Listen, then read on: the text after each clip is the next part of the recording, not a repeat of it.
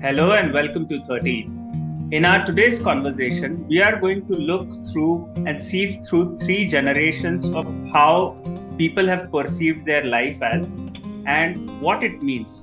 So let me begin with the analogy of a grandfather. In a post-independent setup, a grandfather comes into the picture. He has a set formula in front of him. You take education, you complete degree, apply for a job, preferably in a government sector or in a bank. You then start earning your living and then work for the next 35, 40 years until you retire. And that's how you make a living. So there is path A to path B. There is a straightforward one single trajectory that he chooses. His son comes with a disruptive model. Now the grandfather finds it extremely difficult for the son's disruptive model to be accommodated. His son says, I can study engineering, I can study science, I can study humanities, I can study art, I can study literature. If I want, I can study management. Whatever I study, from A to B, there is not one single path. I can take whichever path I want. And over a period of time, that becomes an accepted norm. Now, the son is thinking that I know everything. And then his son is now emerging. And he is saying that I can study whatever I want to, but I can go from path A to B from this path, from this path, from this path simultaneously. Not sequentially, not I can choose one of the three paths. I can be on two or three or four different paths simultaneously. Now that's something which is completely disruptive. And what today's generation is essentially saying, Prasanna, is that we can be on multiple paths. I might be professionally an engineer, but I can be doing a job of a blogger. And simultaneously, I can be doing a job of an engineer as well. But I can also be selling some things online. And it really does not fit into our paradigm. We really need to look at how this new trend is going to pan out. That's our conversation for today. After much sort of long introduction, let's begin the conversation. Your thoughts first, Prasanna. Yeah. So I think the context which you gave with the three generations was very important because that kind of says the situation and the era in which the grandfather was, the surrounding environment, the support system. So I think it is important to put it in that context, and that's what you did in a very nice way, Shanti. So good that you clarified that. Now coming to the current generation, and let us give the benefit of doubt for the previous generation because there was no possibility of such things in that era. We were operating more from a scarcity era where the thought process, the mind was also thinking in a scarcity kind of a way or scarcity mindset, as we say, which means that in the beginning, I remember in the early 2000s also, because most of these things have happened along with the digital disruption and advancement of technology. But before that, even early 2000, when internet was not that big, it was there, but it was not there for everyone. And then mobile revolution had not happened. So that time also, I remember in many of the so-called motivational programs or leadership programs, the trainer's first dialogue was, "There is nothing like part-time. There's you cannot have two things." A person they used to use some abrupt metaphors like you cannot be 50% pregnant, kind of a thing, and then you have to either do this or that, which means for the people who are trying to do something on their own because of their passion and all, they would insist that leave your job from Monday and all those things. And some excited people used to go and resign on Mondays also. So I have seen such cases also. Some have succeeded after that, but not all. Out of the 100 people, maybe just as an example, I'm saying 100 people resigned. Only one or two people might have succeeded in a proper way, like really 10x times or 100x times in their businesses. But rest were okay, and some actually failed miserably, unfortunately, because see, your passion is like a newborn child, and that newborn child, you want that to go and earn for you the same kind of earning which your job is giving now, which is impossible. And then you kill both the things, and then your sudden focus goes away from your passion and it focuses now on your earning. So you have lost the passion and you have lost the job also. So it is an unfortunate thing in today's era. As you said, there is no such restriction. a person can focus on his or her job or whatever business or whatever they are doing, and yet can pursue a passion, a hobby, a interest, or a hustle, side hustle as they call today's days. That all is possible, and it's absolutely uh, realistic. I'll tell you one quick example so that it opens up some other thoughts also for our people who are watching, and they can also share in the comments what they find about it. Is today there are so many people who are full time into their job, maybe government job. Some of them are into film industry, into design industry, and yet they have created a career of a social media influencer, or created a career of a YouTuber, or created a kind of career, you can say, of writing blogs, newsletters. They have professional newsletters where people pay for their knowledge, and they buy those newsletters on a yearly subscription basis. So that's possible. So that wearing different hats in today's world is possible. So as you rightly said, taking two, three different paths, or maybe in today's context, a better metaphor can be in multiple verses or metaverse, multiverses, as we say, is possible. So we both are talking here right now, but there might be people who might be watching my video somewhere. Yeah. So I am there with them there in that video talking about some habits or some whatever. And then I might also be present to someone who is reading a newsletter of mine on LinkedIn. So this is possible in today's world, which was not the case in the past. Yeah. And at the same time, the definition of side hustle has altered slightly. And particularly from the grandfather's perspective, it is very difficult to comprehend.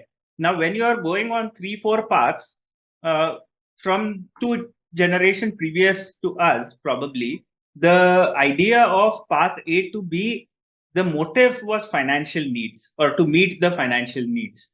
Today, it is about financial needs, mental satisfaction, uh, doing something for the community, finding a purpose, and there could be many more things which are there as part of this conversation.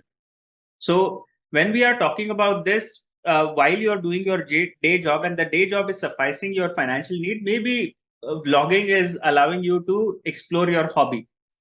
And then while you're exploring your hobby, that starts generating revenue for you. And so you shift something else to explore yourself and do something else in that area. And so that keeps happening. Very true. And along with that, if you see the kind of support system which is required in today's world for all these things is also available, which was also not there in the past. So the whole idea is looking at how this shift has happened. And in a way, this shift is quite, you can say, liberating, I think, if that is the word. Because in past, what was happening was people had to wait for their retirement to get into whatever their passion is or interest is. People would say, yes, I want to do this, I want to go for maybe fishing after I retire, or I want to start my own library after I retire. So these were the concepts which people had to stay, and many a times till the time of retirement it is not always possible. Maybe financially they are not equipped that time, or maybe they don't have the required physical wherewithal to do that. So all those things come into between, and very few people could actually accomplish their dreams. Today it is no one, there's no stoppage. The only stoppage is whatever excuse or story we give, but other than that there is no stoppage for anyone to start anything. And it is a very important point that you raised, that this only stoppage is the excuses or the story that we make for ourselves. And what could be those stories? One of the things a lot of times I come across, and we are that transitioning generation perhaps, who is open to sort of new ideas and are able to understand what probably the millennials are saying, but at the same time find it difficult to live that.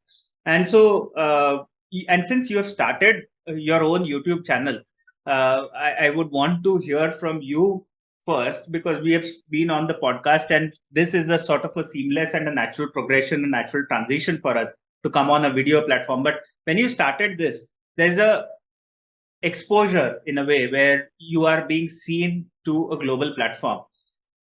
There must have been some hesitation, something which would be stopping. So what could that be? What would people think of me is one thing which is coming to my mind, but something else might also be there. And so your conversation, I think, would open up a different perspective. Absolutely, Shantesh. So, very honestly speaking, I definitely had that. Being someone who is an introvert or a shy person myself, I always find it difficult to maybe come in front of an audience, or in fact to come on a camera. Now, to be very honest, I still have problem in doing that. And till the very recent, in fact, last video recording which I did for the year 2022, till that time it was there. Then we had a break, vacation time kind of, and with family I was out, and I had this conversation with my wife, and she started telling me certain things, and which kind of opened my eyes. And she has been watching the videos, so based on that, her feedback was that I am not natural in front of the camera. She says the kind of energy, the kind of way I speak, the kind of humor I use in my day-to-day conversation is absolutely missing when it comes to I am there in front of camera. And while doing a kind of the way the films Action. producer, sorry, the action kind of thing, the clap which they do, I keep doing those claps even for a 10 minutes video. I was like, hello, welcome to Unlearn with hello, hello. So this clap sounds, if you see in my raw video, you would find 15-20 claps for a small 1-2 minutes video. And from there, now I can see that slowly, even not 100% yet, but slowly, I have started seeing that the best way is to be the way I am without that constraint, as you said, of how, what will people think, how I will be seen, and all those things. So that definitely is roadblock number one, I would say. And other than that, there were several other roadblocks related to technology, equipment, and all, which are all stories. Which, honestly speaking, that I don't have the right environment to do the recording. I don't have a studio or whatever. So these things were there, I think. Yeah, and one of the So on a other personal roadblocks level, which that fear of what people will think. yeah, I mean, other roadblock I can recollect from when we were starting the podcast. We got all the equipment and we readied ourselves in the month of May, and then waited another 5 months to kind of prepare ourselves, and then gave us a story that let's release on 2nd October, as if our ideology was aligning with that of Mahatma Gandhi or something of that sort. But nothing was real. We made that story and we kept postponing until the day came. And I remember that first day, we were extremely nervous, and we were post rationalizing, if you remember, 2 or 3 months later.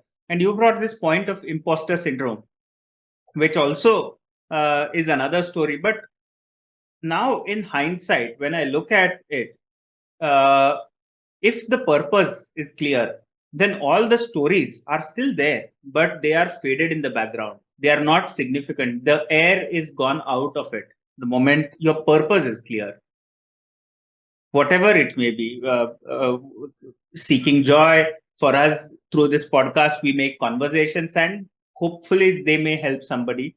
But also because now we are committed that our podcast will release once every week, we have to make this conversation. So in a way, we kind of are obligated, but we also enjoy this process thoroughly. So I think purpose needs to be sort of sorted. No, I agree with you. And also, along with the purpose, if you see the kind of state of flow, as we say, and flow not as a normal way of word which we use as water flowing kind of a flow, but flow from a construct, from a psychological construct, is to keep on putting additional challenges. And unless and until those challenges are there, we will not upskill ourselves. So our skill of recording podcast came to that level, Shantesh, after almost 2 years of podcasting, more than 100 episodes, where we could wake up at night at 2 o'clock, and you and me both can start, and we could complete. And we have done that. And there was a at least. complacency. Yes, kind of complacency, you can say. And then we just choose a topic and we do it. The moment we moved to video, now you see, for last 2 weeks, we have to upskill ourselves. So the light, at least we have to make sure that it looks appropriate, the background is clear, are we doing the right thing? So the thing is, upskilling making the game up also makes us work on our skilling, so that keeps us in the state of flow. Otherwise, it would go into a boring state. And the other thing, which if we had started with video itself, then it would have been too much of a challenge and less of a skill, and we would have given up because of getting overwhelmed. I don't know whether we would have given up, but it would definitely have been overwhelming for sure. Now, today itself, when I was setting up the camera, and I mean, the first video we did, and we were discussing whether to release the video or should we just do the audio podcast for the last episode. And we agreed that let's do the audio one because the video quality was terrible. And I just took out the reason while editing, that one line you mentioned and from this week onwards we are making video, and I did not feel that we should cut that line. And if I'm not cutting that line, then the audience will be confused, where's the video content? So for that sake, the pilot episode just happened. But today, when I was setting the camera and everything, first and foremost, that you have to properly dress yourself and be in that zone. The second is also make your hair, make sure that the background light and everything is well composed. And it's not about scripting, it's just about your appearance. Like if I'm sitting in a coffee shop, I wouldn't sit in my home t-shirt and shorts and I would come to meet you, even though we are casually chatting. So if I'm now sitting where public is viewing me, then I would want to be presentable in a certain manner. And so we kind of consciously are taking call. And improvement, like you were bringing up, is part and parcel of the game. But what, before we complete our today's conversation, what is sort of becoming present to me is that in the grandfather's generation, the father's generation, and now the grandson's generation, from path A to B, unless and until the purpose is clear, all are stories. Like even when you said that there was an era where about maybe 20, 25 years ago, people were provoked to jump into something that you are believing in fully. And maybe a part of them, yes, succeeded, but they were all out. And not that everybody witnessed growth, because we are sort of equating growth with success. But everybody, for doing whatever they did, whether they achieved expected level or not, had a sense of satisfaction. So we cannot disregard that. But today the times have changed, and we are looking at multiple paths to draw different aspects from. Not one single path will have to meet all your aspects: financial, emotional, mental, personal, aspirational. But you would probably draw each one of them from different areas, and you would probably want to keep them segregated. And we find it difficult when a younger generation comes out and expresses to their parents that, you know what, I'm studying engineering, but halfway through I want to quit and I want to pursue another path. And what are you talking about? For me, education was a privilege. Now that you are getting it easy, you are saying this. Yes, of course, probably. But then, because for me it was a privilege, I cannot put the new generation in the same box. That you get what I'm saying, right? Yeah, absolutely. No, I completely agree with you. And so other that's side of sort that, of a revelation for me in this conversation. Correct.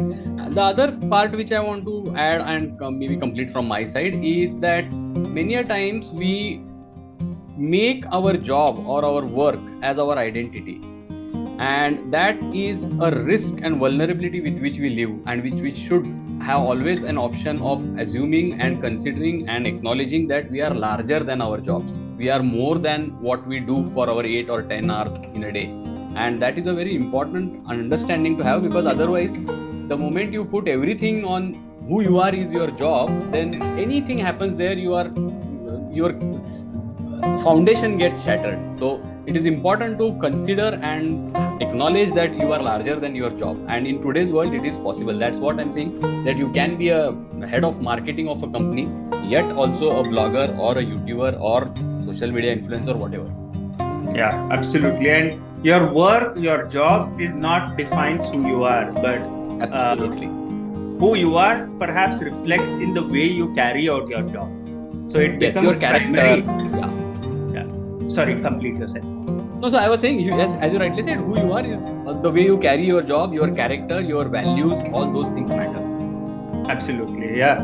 And I think that's something which we should leave our audience to ponder upon and to think about how the new generation is. If the new generation is our listeners, then for them to just be aware that it's okay to kind of be confused and find your way, but find your purpose, and through that to discover what you really want to do, and then find your niche within that purpose, rather than the other way around, that first you are into a niche and then now I have to find something in that.